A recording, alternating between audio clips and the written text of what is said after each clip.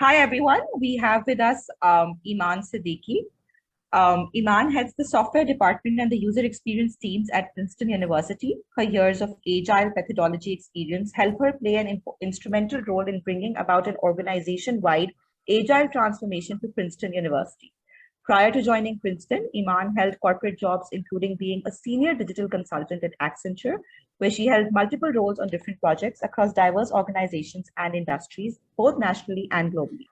HarperCollins, Barnes& and Noble Education, Samsung International are just few examples of the organizations where Eemaan was able to add value to her by her experience and expertise.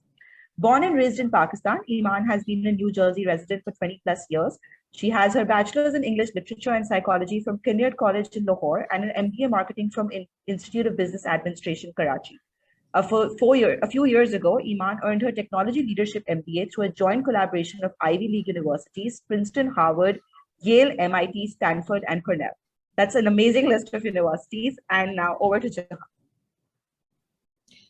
Hi, Eemaan. Hi, Jahara. How are you? I'm well, thank you. Thank you so much. Welcome to Catalyzing Conversations.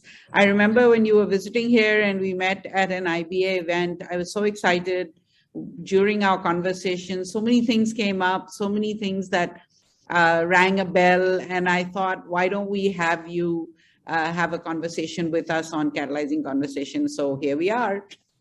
Yeah, that's awesome. And yes, it was a really, lovely evening. And the additional wonderful things about the evening was that we met and we connected, and then we met up for lunch and yes, chatted and found so many commonalities from a professional perspective as well as a personal perspective. And I'm so glad you followed up with this. Thank you so much. Not at all. So let's get started. Tell us, let's begin with something about your background. I know Kashaf has introduced you, but tell us from your own perspective a little bit that you find is relevant in terms of this conversation that we're having. That's a great question. What do I find relevant? I mean, we could go into sort of some of the No, just tell us a little bit about when you were growing up, how you developed an interest in what you're doing now, or did it emerge much later? A little bit up so people can identify with who you are. Sure. And thank you, because it takes me a little bit down memory lane. It's a great question. If I reflect back on, yes, when I was growing up, I mean, I grew up in a household where my mother is now a retired psychology professor and my father was a famous journalist in Pakistan. And everything was encouraged. So if I wanted to act in college dramas, I could do that. If I wanted to be in debating, I would do that. I was a little bit in sports. I liked reading. I liked writing. So I think, yes, just dabbling in anything that came across my way was a really great start to growing up, because that gave me the confidence that it doesn't matter if you don't do well in something, just give it a try. So along the course of the years, I tried so many different things, and some stuck with me and some didn't. In some areas I did well and in some I didn't. But the lesson was just keep trying, keep taking all the opportunities that are coming your way, and it's going to all work out. And if it doesn't, that's part of working out. Correct. Yeah, I think people are so afraid to try something that they don't ever discover what their real passion is or what they're really good at. So quite right. I totally agree with you. So and if I can just add a quick story on Sure, so yes, it's interesting because, we're here because yes, I work in technology and we chatted and there's that relevance and etc. So when I was at IBA, our final project, and I'm dating myself, which is totally fine. Our final sort of project to graduate was that you had to do a competitive analysis of 2 corporations in Pakistan and interview the CEOs and do the financial modeling, competitive marketing analysis, like everything, right? And they gave us a group of 4 people, that 4 students have to do this. And this is going to be like your final grade for a course. And Jahara, I was like, oh, and the ultimate thing was that when you're done with everything, you have to save it on a floppy disk and hand it over to the professor. And that to me was the biggest challenge. And I told my team, I said, I'll do the CEO interviews. I'll write it all up. I'll do the marketing analysis. I'll line it all up for you and I'll give you that document. But can somebody please save it on a floppy disk and hand it over to the professor? And they were like, sure, we can do that. But I also shared this story that, that was me 20 plus years ago. So scared of something I had never tried, but then slowly and surely, here I am. And a lot of people in this day and age have never seen a floppy disk, you know that. Yes. You and I have, but a lot of people haven't. Yeah. So tell us a little bit about your current role in Princeton. What does it encompass? What is it that you do? How is it important? Sure.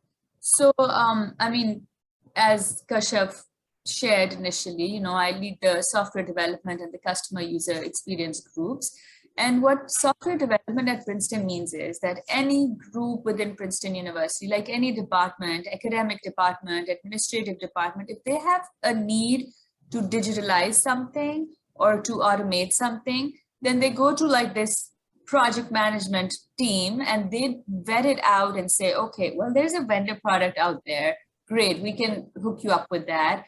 There's our PeopleSoft ERP solution. Maybe there's accommodation for that. But if there's no other solution for that request, then they come to my group and we build it from scratch. So we start with the requirements intake, we build the product from scratch, we maintain it and we support it through the course of its years, which could be multiple years. So applications that are unique to Princeton University, that you can't just go and buy in the market, like the admissions process or the financial aid process, graduate fellowship, etc., some specific faculty products as well. We build them, maintain them, and then support them.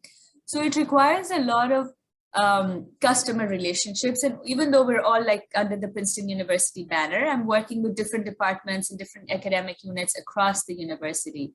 So yeah, it's a lot of relationship management. It's a lot of prioritization. It's a lot of like actually delivering what would ultimately delight the users. Because of course we can churn out products and, share them and they, because of maybe lack of choice, would have to use them. But we really want to make sure that we delight them.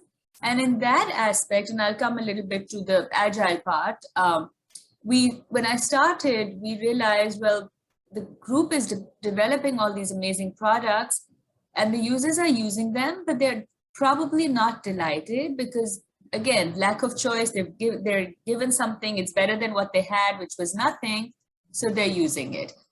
So now we started with Agile and put the product owner hats on the users and said, work with us, tell us what you really want and we'll slowly deliver it for you. And every 2 weeks, which is our sprint cycle, we do a review and a demonstration, intake feedback, and then reiterate and produce it again. So hence, there's great collaboration between the functional and the technical teams, and the end result is what would be desirable. So these products that you develop, you say they're specific to Princeton, but have you ever thought whether you could or should perhaps productize them and maybe make them available to other universities at a cost? Yeah, that's a great question because, when I was always in corporate America. So when I came to academia, I realized that it's really true to the spirit of academics and learning and teaching and research, because any code that we write, any product that we develop, if anyone has the need for it, Jahara, we would give it to them. We'd be like, here's our code, go use it. We've done it. Why would you need to repeat it and, reinvent the wheel? And that goes without cost also. Like, we've done the work. If you can use it, go ahead, we'll help you with it. So absolutely, there is that camaraderie between the universities. We have our Ivy League groups, we talk to each other, we brainstorm. I think, collaboration is the key, whether it's with your customers, your teams, your competitors. In my case, of course, the fellow universities. Recently, I'm setting up a quality assurance department, and some universities have done that. So I'm constantly reaching out to see what worked well and what didn't, what are the lessons learned, so I can not stumble on the hurdles that they stumbled on. And I love that environment. That's so nice. I really love that There's so much collaboration happening between the universities. So tell me, what is your experience of being at the junction of academia and technology been like? It must be very different from what you did before. In some ways, yes. I think the biggest difference is the culture. In corporate America, the culture is very, cutthroat, competitive, and there's a lot of churn. I mean, people come in an organization and they usually leave in like 5 to 7 years. And if somebody's at the same job for 20 years, the question is like, why are you here? And why have you been doing this for 20 years? It kind of goes against you. In academia, it's so much like a family. I mean, people have been working here for years and years, for decades together. Just last year, we celebrated, and I know this is an exceptional case, but you want to highlight something exceptional. We celebrated our administrative assistant's 55th work anniversary. And she started when she was very young, and she says, this is my family. I love it. It gets me out of bed, gets me dressed, and I come to work and I see people that I love working with and have done so for years and years. So sort of that relationship aspect is very important. You're not just there for 5 years to prove a point and go off. You're there for long term. So you want to make sure you have that credibility, that reputation, and you really enjoy coming to work. So that's sort of on the personal aspect. On the professional aspect, in technology, of course, academia is a lot behind than like startups or, places like Accenture and all these highly technical institutions, because the priority in academia is not the technology, it's really the academia and the research and the teaching. But of late, and it's interesting you asked this question, because of late in the pandemic, we saw that even places like Princeton University were run solely on technology. So we really had to, buckle up and double up all the work and everything that was normally done face-to-face, because they take a lot of pride in the gorgeous buildings and the professor. I mean, imagine walking into Princeton University and you don't know, maybe the person walking next to you is a Nobel Prize winner. So there's that amazing aspect, which unfortunately the Zoom world takes away.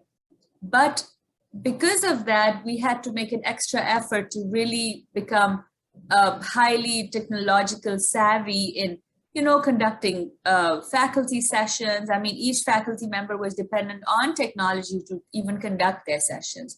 So there was that interesting juncture. And really, if I were to compare it, the biggest thing is the environment, the friendly family-like environment, compared to more of like, let's get this work done and move out because I'm not here to stay forever.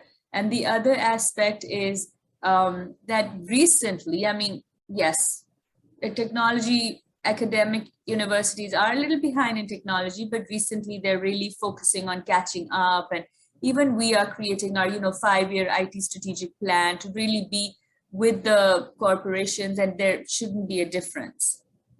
So during the pandemic, did it require for you to, accelerate the training in the area of technology so that people could more seamlessly communicate and run their classes, or was that already something that they were capable of doing? Yeah, we had to really work harder to create those seamless integrations, because there are smaller universities that already offer, we know they offer like online degrees and online classes. But again, Princeton took a lot of pride, and other Ivy Leagues as well, that we don't want to go the online direction, because one of our biggest strengths is the campus and the professors and the faculty. I mean, imagine you're in an area where Einstein taught. I mean, there's a lot to be said about places like that. And in the pandemic, I mean, it kind of flipped the philosophy of like, we don't want to go online to we have to go online. So there was a lot of training, and there's a whole support department that was dedicated. There was a support person dedicated to each professor to help them even set up like Zoom and make sure that if the sessions needed recording or if there were questions asked, somebody was helping facilitate all those sessions. Now that's on I would still say the simpler side, even though it was a lot of work and a lot of manpower, but it was still, things people knew and could help professors and faculty do. The harder part was, Jahara, because we're an academic institution, we had to create an entire digital process for COVID testing, we had to set up a lab on campus, so students and faculty members and even administrative staff like myself, we have to get tested every week through the lab. So what is that digital process? And then the test results are going to be disseminated. What is that? Not just the digital process, but again, the sort of white glove process that, okay, if you got tested with COVID, somebody would actually call you, kind of like have the ability to handhold you even virtually and walk you through the process. So those things took a lot of time and energy and had become the university's top priority in the last couple of years. Okay, terrific. So tell us a little bit, can you elaborate a little bit about your work in agile transformation? Sure. So I've been doing agile work for, I want to say maybe 12 years, and that journey started when I was with Scholastic, and Scholastic is a publishing house in New York, and people would know because, they published Harry Potter, which was like the biggest thing. I mean, of course, they're the largest children's publishing books, but Harry Potter was like huge. So over there, even though it's a publishing industry, I was in the technology and product department. I was on the juncture of like product management and technology. We were basically directed to go learn agile, and at that time I didn't know what it was, and I went on again, said sure, let's try it out, went on this course and took all the certifications, etc. And the entire team got trained together, and I was one of the people leading it. That's when I realized that it was really a great collaborative methodology, where prior to agile, it was, I don't know in your world, but in the US here, there was always this demarcation between, oh, these are the functional people and these are the technology people. And we wanted this and they did this and they didn't tell us correctly. And there was always this sort of, so with agile, that wall was broken because, hey, we're one team and we're working together towards a common goal. And it's in the benefit of all of us if we get it done well and accurately. So that's where the transformation started. It started with the technology department, but slowly and surely we moved it to marketing and HR and sales. I mean, the whole thing is the mindset. It's the philosophy of embracing change, of working collaboratively, of prioritizing people over processes and tools, and giving that interaction and the human touch more value than the actual documentation.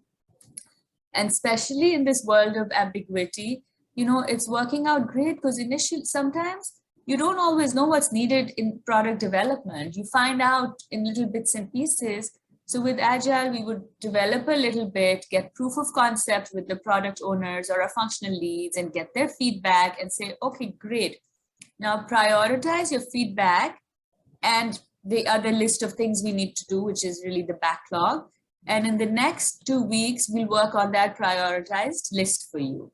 So it's a collaborative thing. It's transparent communication.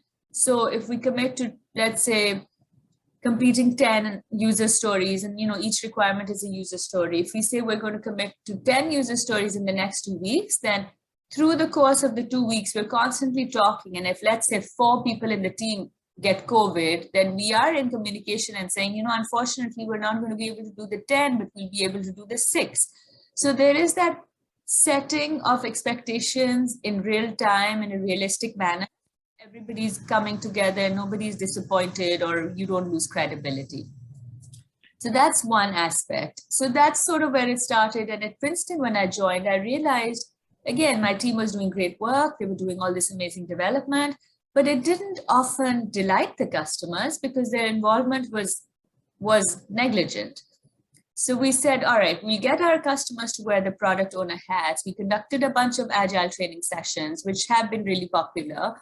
And, slowly but surely in the last so many years, well, yeah, I guess 4 years, we've completely transformed the organization, and everybody's jumping on the agile wagon, and especially COVID helped accelerate it even more because there were all these applications needed that nobody knew anything about. And we were like, all right, let's do a week sprint, do a little something, get it vetted, and then move on to the next week and do a little something more. But hence it sort of helped and got us to where we are.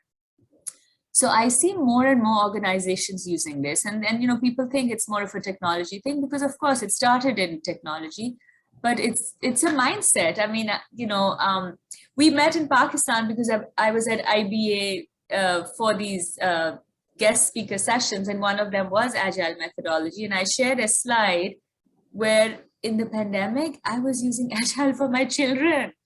It was really on a whiteboard and saying, all right, these are our tasks for today. You're going to do this and you're going to do this. And at the end of the day, we'll see how much you accomplished and what you didn't. We'll talk about why you didn't, and maybe we can either say it was too much for you or maybe try to help you because you had a hurdle.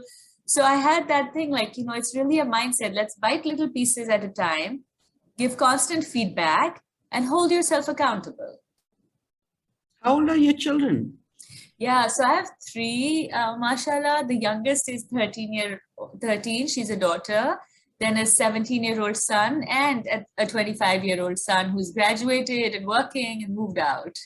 So you make it sound so simple, although people who talk about agile sort of make it sound like it's this animal that will take a long time and a lot of effort to actually understand. But the way you described it, working with your children on it, it seems such a simple process.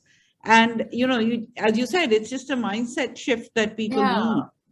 Okay. Now, it really is. I mean, sorry, but quickly on that note, I think sure.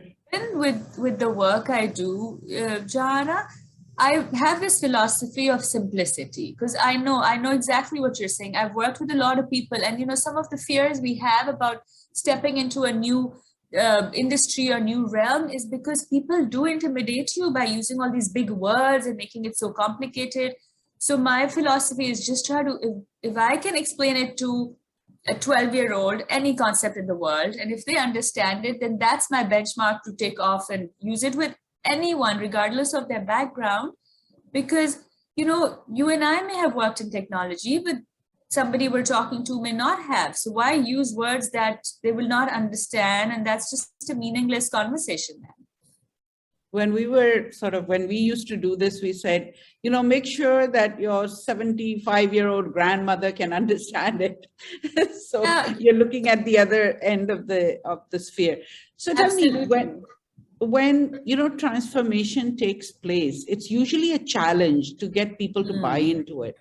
So did you have to face that problem, or were people quite willing to look at it, adopt it, learn about it?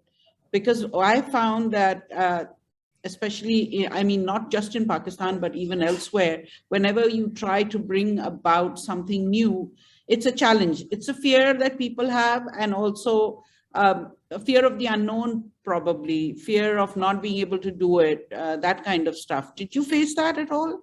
I did. You're so right. There's always resistance to change management, right? Like, yes, you're right.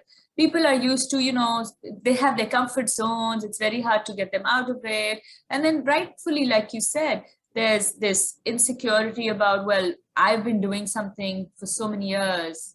I'm not going to be able to do it and start something new. Does that mean all my experience is going down the drain? Is my job at stake? There are a lot of ambiguities, insecurities that come with change management. So I did feel that, not so much, and I'm going to talk specifically about my Princeton environment right now, not specifically about my direct team, because they had the confidence that I was going to work with them and take them along with me, and they would be the pioneers in this journey.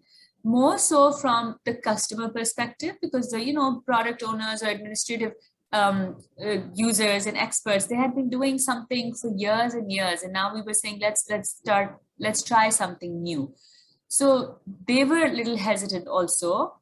I think what worked was, again, just the small bites. Let's try it. Let's get into a training session. If you have a couple of hours, come attend this training session.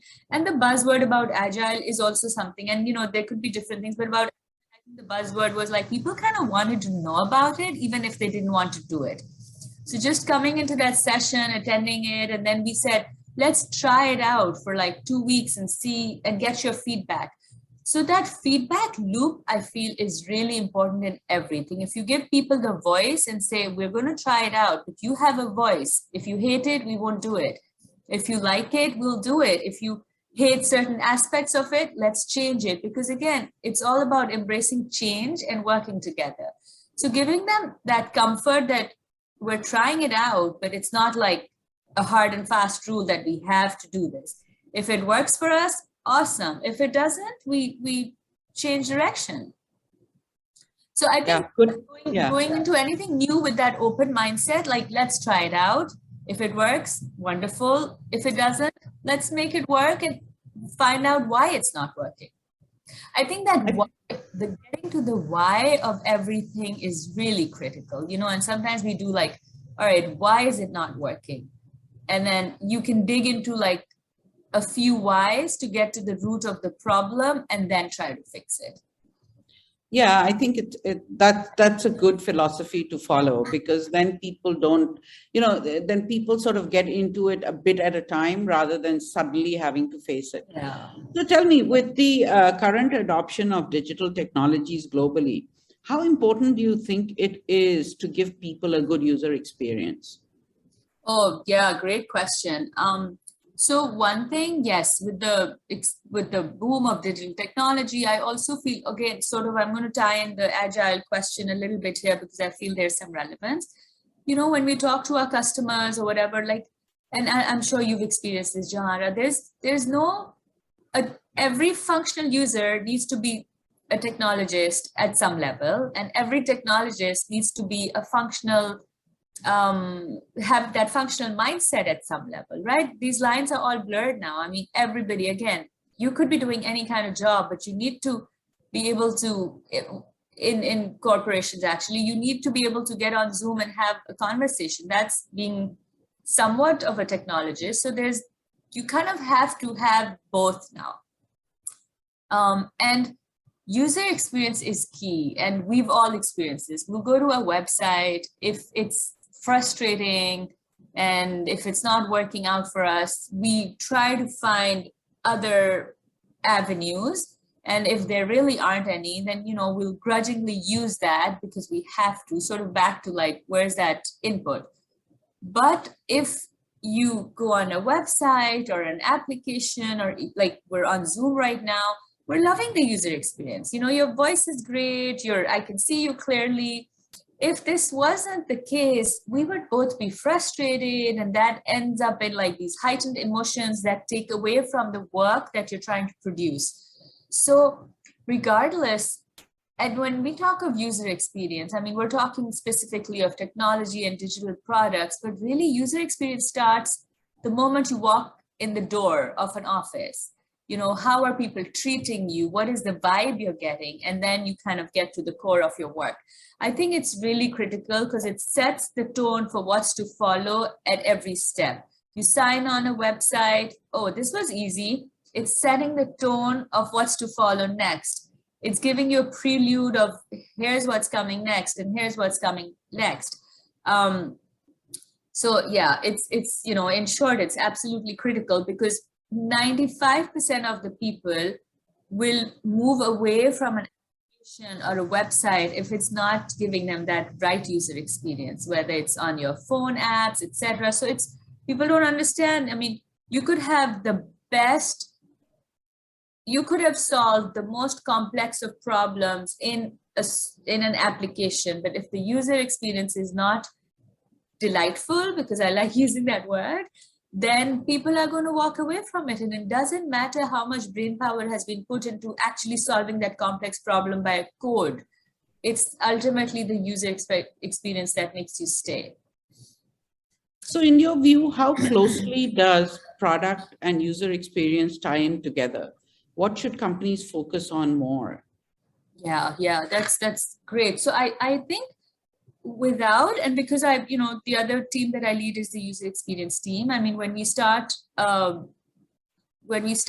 into a new product development, we start with like, what are the requirements, right? And a huge field that is also not as prevalent as it should be is the field of business analysts.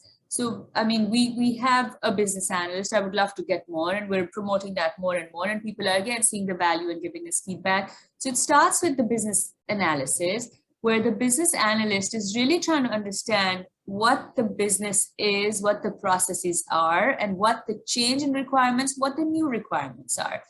So we start with the documentation of the user stories, and then we share it with the user experience folks. So in the software development lifecycle, the user experience is critical because they're saying, okay, this would be the optimum user journey. And in doing so, here's what the look and feel should look like. In doing so, should it complement the branding of the organization, et cetera, et cetera. And then the other huge thing that we're working on, which is also, you know, I mean, it has a huge ethical implication, but in general, it's needed also for compliance purposes for some applications, is accessibility.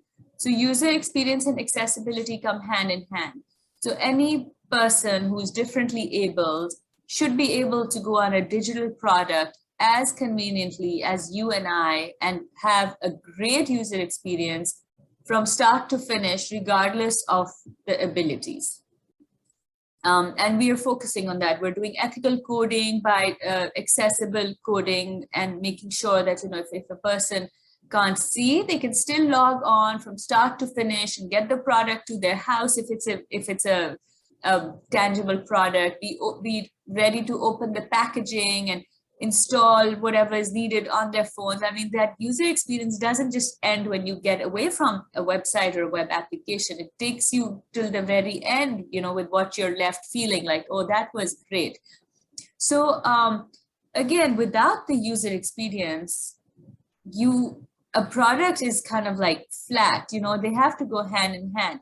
And then again, you can't just only have like this beautiful application that is gorgeous to look at, is really has a cool journey, and you know exactly what you need to do next. No user is intimidated, but ultimately it's not giving you what you need. So the product solving that complex problem coupled with the user experience is a sure shot recipe for success. So Eemaan, have you seen a change in consumer behavior when companies adopt digital transformation? Has this change been significant? John, I can talk more specifically about the US, right? And yes, I have. I mean, the brick and mortar businesses are going down. You know, I haven't been to a mall in ages, but recently I did go, and it's just depressing. Like half the stores are closed. And I know because I was in Pakistan recently, I can see the difference. Here, half the stores are closed, they're either bankrupt. Okay, sure, that had to do with COVID. But a lot of people are just flocking to online shopping, online resources, whether it's not just shopping, but, you know, even whether you want like a plumber in the house, you can easily go online, pick from the plumbers in your neighborhood and get that. So A, the brick and mortar business is going down, and B, because digital products are out there for almost everything we can imagine, the consumers are getting more tech savvy. They have everything on their fingertips. I like that there is less exploitation of consumers now in the larger market because everything is accessible. You know, if somebody's selling a product for X amount in Pakistan and they want to come to the US and sell it for 10 times the amount, people will go online and say, no, that's not the value. So I really like, from the larger masses perspective, that it's given people that power of knowledge. And with the power of knowledge comes the change in behavior, because obviously then consumers are more confident, they're more sure, they can kind of quickly do a competitive analysis at their fingertips. It is all about the digital life as we move forward. But I want to say this, and I am a little bit old school. Technology is amazing. You know, of course, we have to keep moving forward in every realm, but keeping that human connection is really important. And I'm going to say that human connection is also critical for digital experiences. How many times have you and I bought something and had to interact with the seller And it's been a lovely user experience. That also comes down to user experience, right? Like our emails, the tone, the language, the voice comes across in the digital world also. And you can start creating an image of the person you're dealing with primarily based on their digital voice. So that's something to think about. People think, oh, I'm behind like all these screens and I can write whatever. But no, that's your image. That's your persona. And how do you want your digital persona to be? You have to be intentional and genuine about that. Okay, so when companies take on digital transformation, what steps are they taking to ensure inclusion for differently abled people? You know, how is it incorporated? I'm talking about the US now because that's where, you know, you have worked and where you're based right now.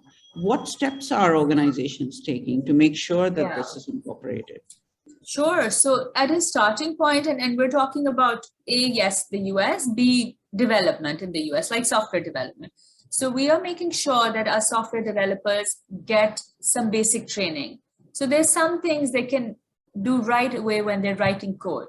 You know, can you tab through start to finish just using the tab and get through everything on the application? That's just like one simple sort of litmus test to see if your application is accessible.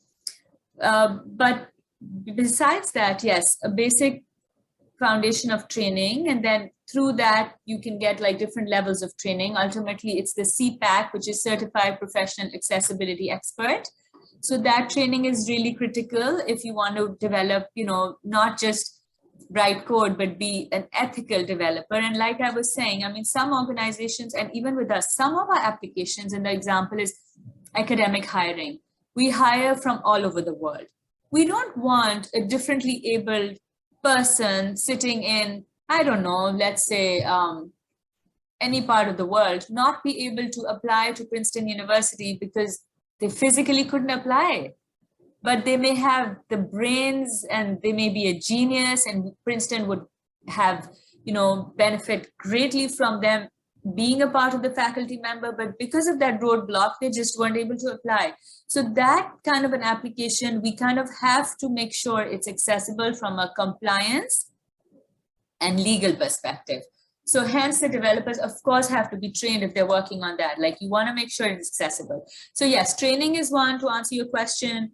And then it's really just training and practice and testing. And, you know, Kashyap had initially mentioned in my background that I was working for all these different organizations in consulting capacity. One of them was Comcast, which is a huge cable company in the US. So there I was the accessibility lead for all their digital products. And I learned so much about that. Jahara, the customer, the client customer there was the vice president of accessibility. And he's this motivational speaker. He was born blind, but he is amazing. So we would, in agile management, we would, you know, in our agile methodology, develop a product, give it to him to test. And he would test it and say, this was great, it was seamless. Or he would say, you know, I got stuck here. So we would go back and fix that. So not just having the know-how of how to do it, but actually getting real testers involved who can tell you that there were roadblocks and they weren't able to get through, so you can fix it.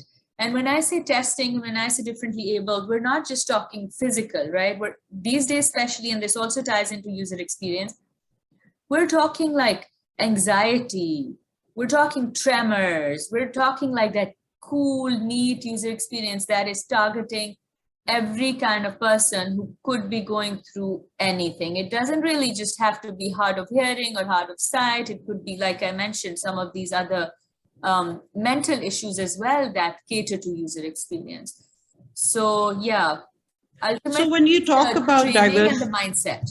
Yeah, so when you're talking about diversity and inclusion, wouldn't we also have to think about women, about children, about old people, because the user experience for each one of those categories may have to be very different, right?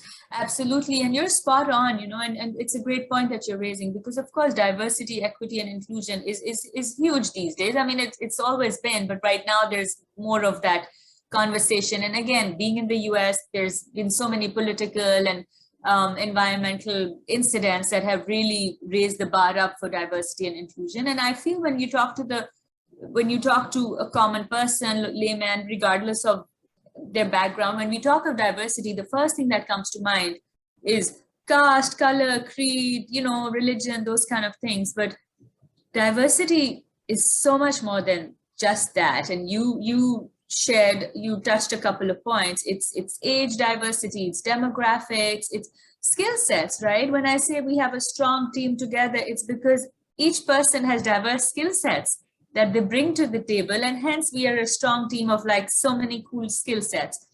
Diversity is also the way we were raised in our background. I mean, just recently I shared this example with actually my family. I was reading this article about Suki, who just won a Nobel Prize for physics and climate changes.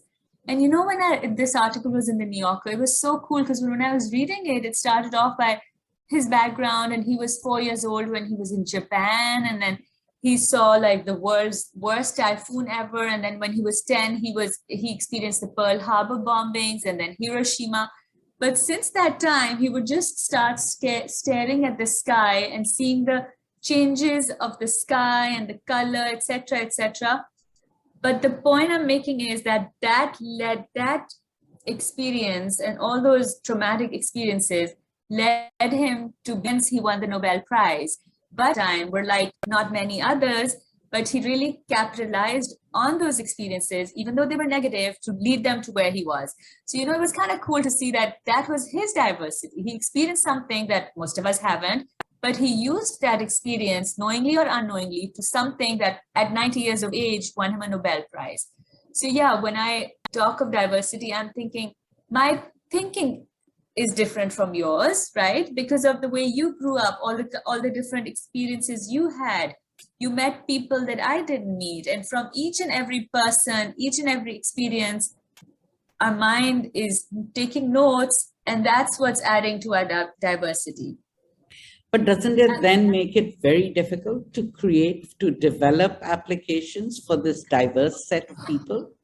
You're spot on. It's really impossible to create an application that would cater to each and every one in the universe. And hence we have these niches, right? Like I work for the academic industry. We are familiar with our customer set. We know what our student community is like.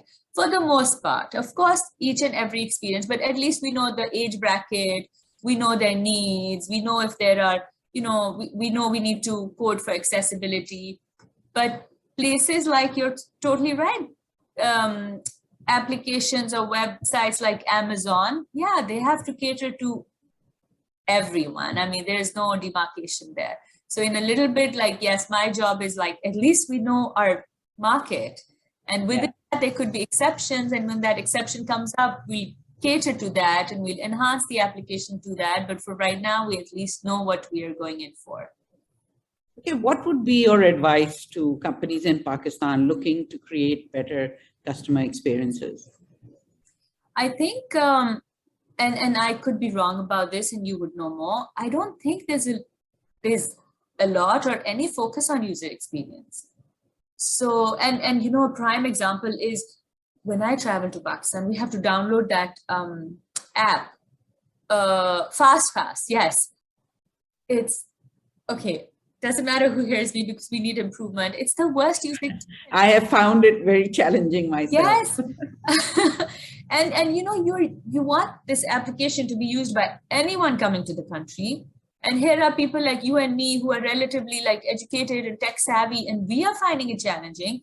And if you download if you upload one document and you're like, oh, I'll get my COVID test in 2 days, I'll upload that, you have to start from all over again. So obviously nobody even thought of user experience for something that they want everybody coming to the country to use. So that application in itself is our first user experience to the country we're traveling to.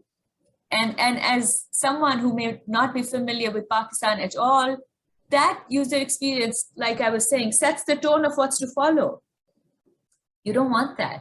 I mean, there needs to be focus on user experience. Are there organizations that have user experience experts? There's researchers involved. They are testing labs involved, there are designers, web graphics, user experience has so many roles within it.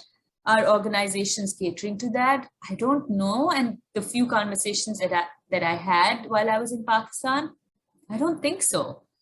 So as a starting point, at least get a usability researcher, expert who could conduct focus groups and see what the users want. So we have a user experience lab, like a physical lab, which of course is not being used these days because we're back to being remote, where when we build applications and when other communities within Princeton are building websites or applications or developing something, they can take time at the user experience lab, and there's a observation room and there's a room where people are conducting, going through websites or web applications, and observation room is used for the researchers and maybe the admins to observe and say, oh, this student got stuck here 3 times, another student got stuck here, another student got stuck here, which is a huge sign to change the process. So we do that research, we take that feedback, and then we again put it in front of a small group of users to get their feedback. And ultimately, then we have something that does give you that good user experience. And so this part is user research, user expertise, usability testing. This is all usability testing. And then after the results and the report of the user research and the usability testing, the designers come into play and they design the process and the flow according to the results of the reports from the usability testing. So some of it has started happening in Pakistan, and I think, I think some companies and certainly a large number of startups have realized the importance of user experience and usability testing, beta testing, all of that. But I think, you're right. It needs to spread a lot more. But, that application that you were talking about, for instance, something very simple, I had to fill it up 6 times because of various things that they wanted me to attach, which I didn't have. And you couldn't save it. So you had to start all over again. So, just simple things like that. Absolutely. One needs to look at. And I found it quite challenging. So good. Me too. I was like, save, and save is, of course, it's a huge part of user experience, but it's not something new. We save everything. So I was also wondering, like, whoever's developed this, they need to start with like the save functionality. I agree. I had to do it multiple times, and then it's not even checked when you land. So it's like, hello. You did also ask me about diversity, and I think you mentioned women also. I feel, yes, so of course there's a lot of focus on women in the workforce, etc., etc. I'm all for that, but I'm really truly all for gender diversity, right? Ultimately it boils down to equality. So right now we're tackling the women mountain, but what is that going to do? It's going to create other mountains of other genders that will either burst in volcanoes later on or whatever. So I think since we are on this equality, equality is the way to go, then it's best to tackle it that way. Like, regardless of your gender, you should be able to apply for a job and get the same kind of pay structure as anybody else can. I think it all boils down to equality. And in one of the sessions at IBA, I did mention this because this was asked, that it's a mindset, like, let's not be in that gender block. And I know when you and I had talked, we were saying this, whether it's our backgrounds or how we grew up, I've never considered, oh, I'm a woman, so I can do this, and I'm a woman, so I can't do this. I'm a person. If a person can do something, I can do that. Sure, I may not have the skills for that, and hence the ability of not being able to do it. But if I have the skills, or if I want to learn or adapt the skills, it doesn't matter. I can do it if I want to, right?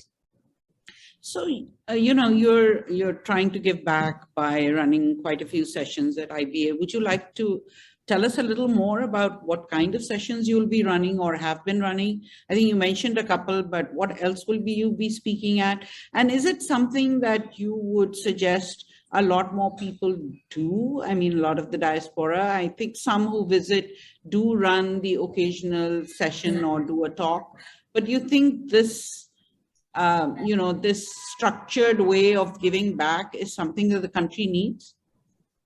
I mean, I can only speak for myself and based on my observations, which were like, yes, thank you for asking this question. I mean, I was born and raised in Pakistan. That's always going to be home for me. And a big part of me is missing because I'm in the US. So I've always struggled to sort of say, how can I try to even like slightly fill that void from a personal perspective, right? So there are selfish reasons involved as well. And yes, it's great that IBA and I talked, and this was an opportunity, and we said, let's try it out. So the sessions that I conducted there were, we started with the computer science school, and this is the class that's actually going to be graduating in the next week or so. So the whole point was at the end of the session, I mean, they had a great curriculum regardless, great professors, all of that. But it's always nice to get a fresh mindset, guest speakers, exciting for students, etc. So we started off with the session on agile methodology. The second session was user experience, accessibility, and its importance. One of the sessions we talked about was, oh yes, because I've done all these, with Accenture, which was previously Arthur Andersen, I've had the opportunity to be on so many projects across the world. So one of the sessions was case studies of actual projects and team structures and lessons learned and cultural nuances, because the professors told me that, sure, I mean, they have great theoretical knowledge, but the students really needed that world experience and knowledge to be brought to them from a global and national perspective. So I shared about a dozen case studies.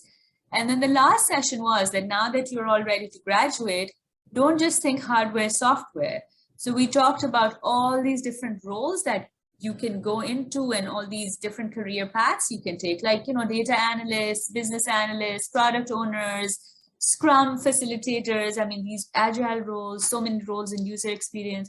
So I talked about all of them and their trajectories and what they'd have to do if they wanted to go those paths. So those were my 4 sessions. And then in future, we hope to do this every year. I loved giving back. I love the feedback I got. I'm really grateful for that. I mean, students were appreciative of everything. The faculty was very welcoming and appreciative.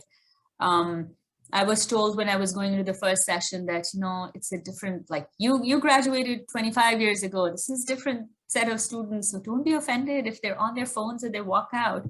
I think the big win was they weren't on their phones and they didn't walk out. Yeah. So yeah, I plan to do this more. And, I keep thinking I would love to move back. I would love to move back. Of course, with family, etc., it's not as easy as that. But a few people gave me very good advice. They said when people move back, they do it for the right reasons, and absolutely, but then they do get ingrained in the environment.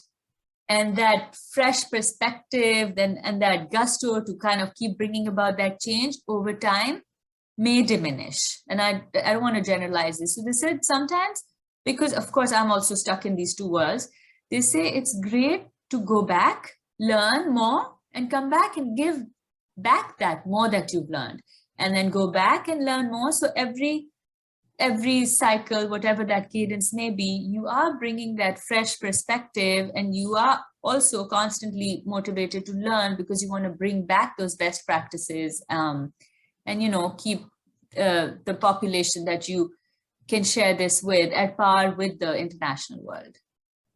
Yeah, well, we're very fortunate because I think a lot of people are moving back as well, and they've had lots of experiences outside of the country, whether in the US or Europe, and they're bringing that back to Pakistan. And you find that that is very helpful. But yeah, you're right about the fresh perspective, because yes, once they've been here for a while, some things, yes, get lost. And then there's always something new to learn. As long as people are moving back and forth, people are traveling, people are learning, because the world is changing and technology is changing. The way business is done is changing. Certainly COVID has made us realize that more than anything. Yeah, it's always good to try and look at it with a fresh perspective. And you've certainly made us do that. Thanks so much, Eemaan. It's been great to talk. If there are any final words you would like to share with our audience, that would be great. Otherwise, we'll talk again sometime. Absolutely. No, I'd love to. I really enjoyed this conversation. Thank you for the opportunity. I really appreciate it. I think last word, just that, just not think of like, I can't do this, and maybe I just keep trying, and you fall and you stumble, and that's when you learn the most. And I know Totally agree with you. we agree with that totally also. agree with you. Yeah. Thanks again you for so being part of much. Catalyzing Conversations, and we'll see you soon. Absolutely. Bye. Khudafiz. Bye.